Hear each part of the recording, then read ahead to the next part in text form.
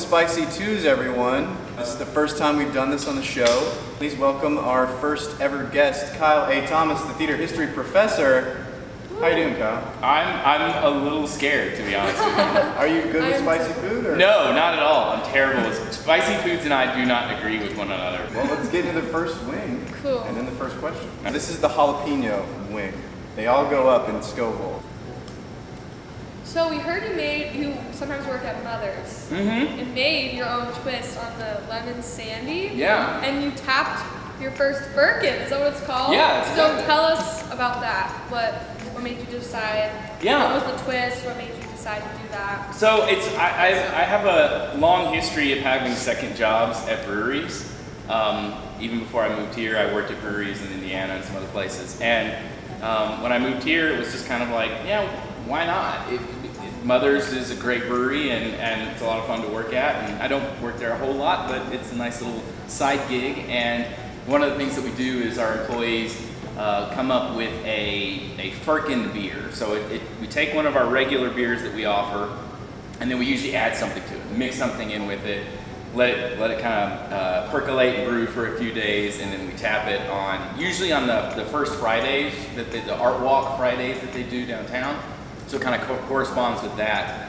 And so I made a strawberry lemon beer with our lemon sandy, which is a nice, light lemon lager, and then I just added a ton of strawberries and let it all get mixed together, and then we tapped it, and it was a lot of fun. Yeah, I never tapped a firkin before, so I was actually really worried that, with the hammer and everything, that I was gonna mess up. This next wing is Chipotle.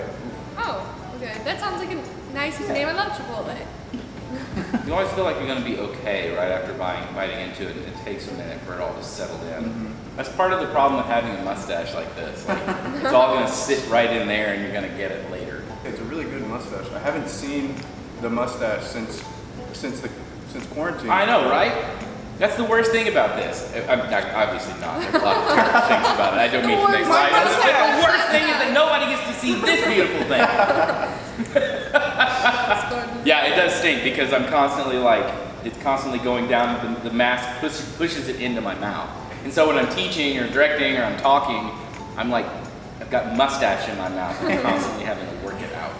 Alrighty, so Kyle, you've been a lot of places and you've done a lot of things in your lifetime so far. But one thing that I'd like to talk about is, can you tell us a little bit about the play of Adam in New York that you did with Carol Symes? Mm-hmm. That was kind of a once in a lifetime, or I hope not once in a lifetime, but truly a dream come true. It was, so for those who don't know, I'm a specialist in medieval theater, and a few years into doing my PhD, my advisor, Carol Symes, who's probably the leading specialist of medieval theater in North America. She is, and just a brilliant scholar. She got contacted from the New York Metropolitan Museum of Art. They wanted to stage her new translation of this 12th century Norman French play called the Jeu d'Adam, or the Play of Adam. And she was really excited about it. She said, that's great.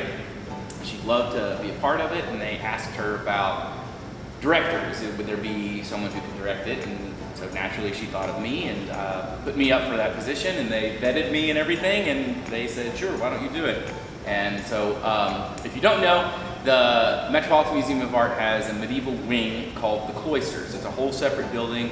It's on the northern part of Manhattan Island, and it's 3 medieval cloisters that they brought over from Europe and rebuilt and kind of mashed together into one big museum. And so we performed a 12th century play inside of a 12th century church, and it was really, really cool. This next wing is habanero. I'm already my nose is running a little. Yeah, I'm feeling a little red. I'm worried I'm starting to look like I'm sunburned. So we did a deep dive on Instagram and Facebook. Oh yes! There's 2 pictures. This is the first one. I love this. That's so explain good. The script. That is so good. Okay, so I was in a music video. This is a band from Illinois, and they put out a new song, and a filmmaker friend of mine was hired to shoot the music video for it. And they were doing a take on the 80s tennis stars like John McEnroe and all these other big names in the 80s, and just kind of the competitive nature of all these people. And so I was, and it was kind of supposed to be like an international tournament, and there was this kid, the story of the music video is that there's this little kid, and he's just a ball boy, but he gets to step in and like play against the pros, and he defeats all the pros and everything. So it's a really kind of fun, silly video. And I'm playing like a Norwegian tennis player, I think it was like Bjorg Bjorksen is what my character's name was, and I had some super tight shorts. They were very, very short and very, very tight. To the point of like being uncomfortable performing in front of a bunch of children. But it was really fun. It was a really silly shoot and a lot of fun to do. Our last wing here is ghost pepper. Oh. Literally my first time eating ghost pepper anything. I think I'm gonna do like a little cheers. Cheers. Yeah. To the bottom. All right. Here we go. It's like we laugh. Like, am I gonna die doing this? Woo. Woo. Kyle's feeling it. Yeah. Oh yeah. Whew. I can feel like my temperature rising. Oh yeah, that's definitely hot. Yeah. I am feeling it a lot on this one though. My tongue definitely feels a size larger than it was when we started. Well, it feels like you guys raised the temperature in here. I'm starting, my eyes are starting. I feel like I'm about to start sweating here in a second. I like it though. But my eyes are definitely watering. Let's get right into the question. Let's just keep talking. It's hitting me. Here at MSU, we're doing a performance of Much Ado About Nothing by William Shakespeare, and you're directing it. Oh, I am? And you are, yeah. Scout here is in it as dog I bearer. am. What's that process been like so far? We have blocked the whole show.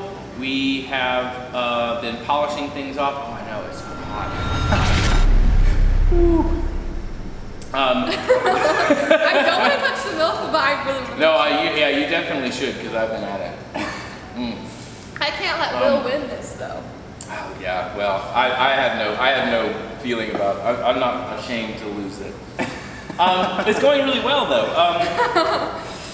Scout's doing a great job, and we are off book starting tomorrow. You say that tonight. I feel like I can't even talk. Kyle, thank you so much for being here. Thank you. I guess thank you guys. Before we send you off, I guess this could be for you too, Scouts, since you're supposed to be off book tonight. Is there any Shakespeare you guys can think up off the top of your head that you can perform while your mouth is being attacked with all these peppers, with all these... Oh, then I see Queen Mabeth been with you. She's the fairy's midwife, and she comes in a shape no bigger than an agate stone on the forefinger of an alderman, drawn by a little team of atomy over men's noses as they lie asleep. I played Mercutio many years ago, and I've never forgotten it. Woo! I suffered so that you will see the show.